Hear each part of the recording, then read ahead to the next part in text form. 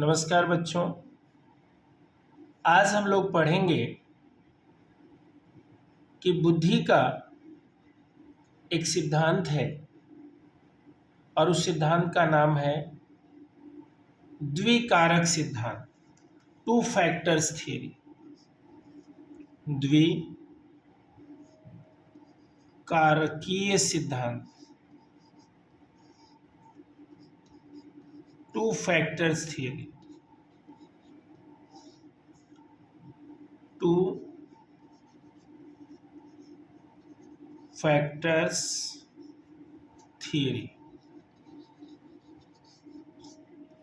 इस थ्योरी को दिया बेटा स्पीयरमैन ने। This theory is propounded by Spearman.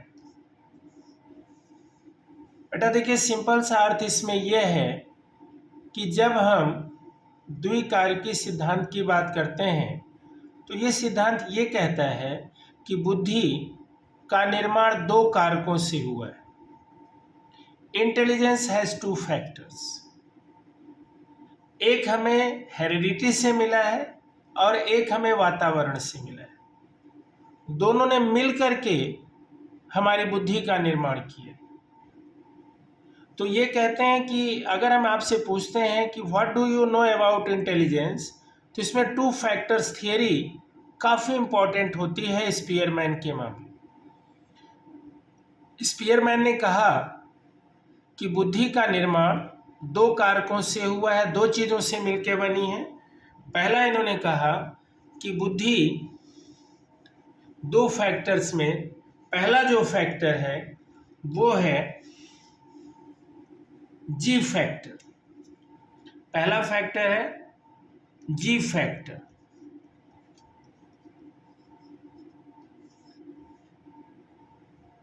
या जनरल फैक्टर।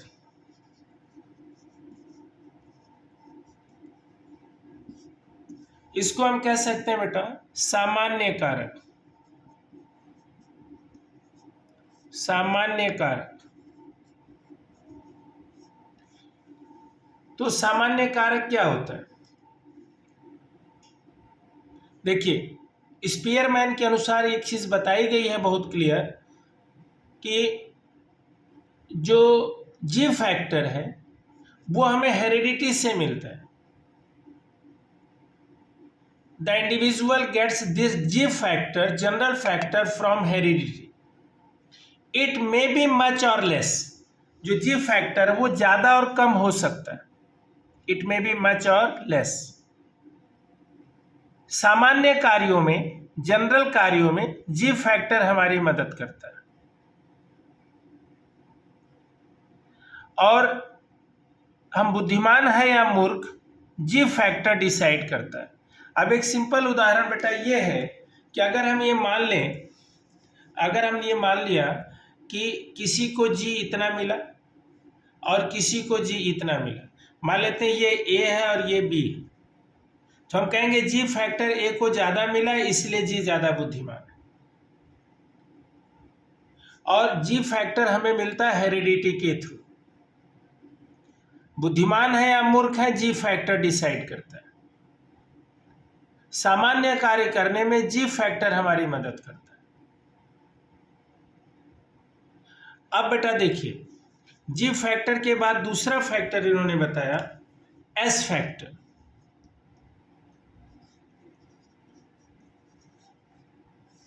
ये दूसरा है एस फैक्टर, या हम कह सकते हैं स्पेसिफिक फैक्टर, विशिष्ट कारक। विशिष्ट कारक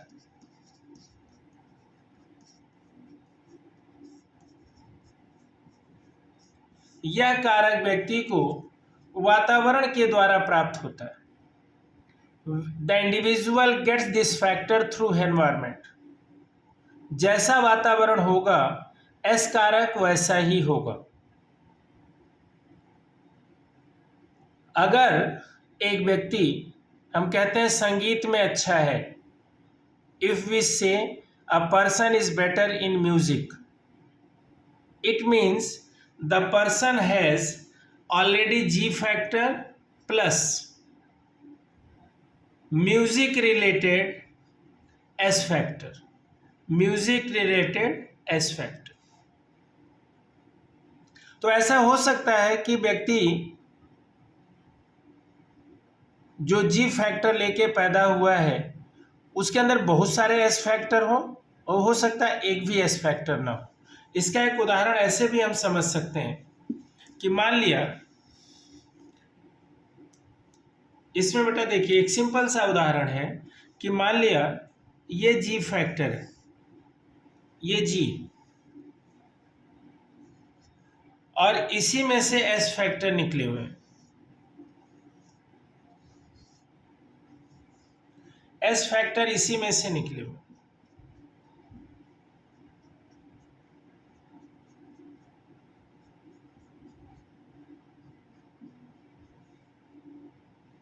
मान लिया S1, S2, S3, S4, S5, S5। तो अब इसमें क्या फैक्टर बनता है बेटा, ये देखिए, मान लेते हैं ये खेल से संबंधित है, ये भाषा से संबंधित है, ये गणित से संबंधित है, ये तर्क से संबंधित है, और ये संगीत से संबंधित। तो अगर हमने कहा कि एक व्यक्ति संगीत में अच्छा है तो इसका अर्थ हुआ उसके अंदर जी फैक्टर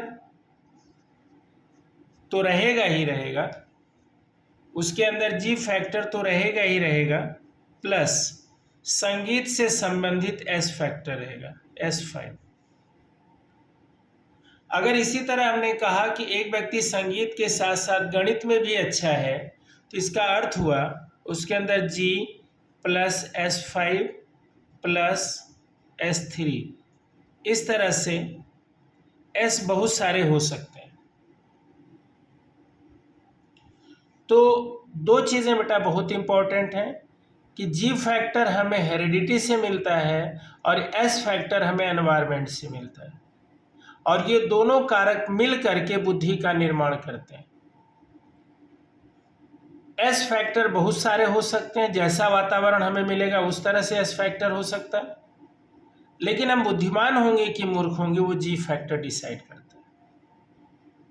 तो ये सिद्धांत हमें लगता है कि काफ़ी आपको क्लियर हो गया होगा, आपके लिए काफ़ी यूजफुल रहेगा। हम नेक्स्ट वीडियो में मिलते हैं। Thank you.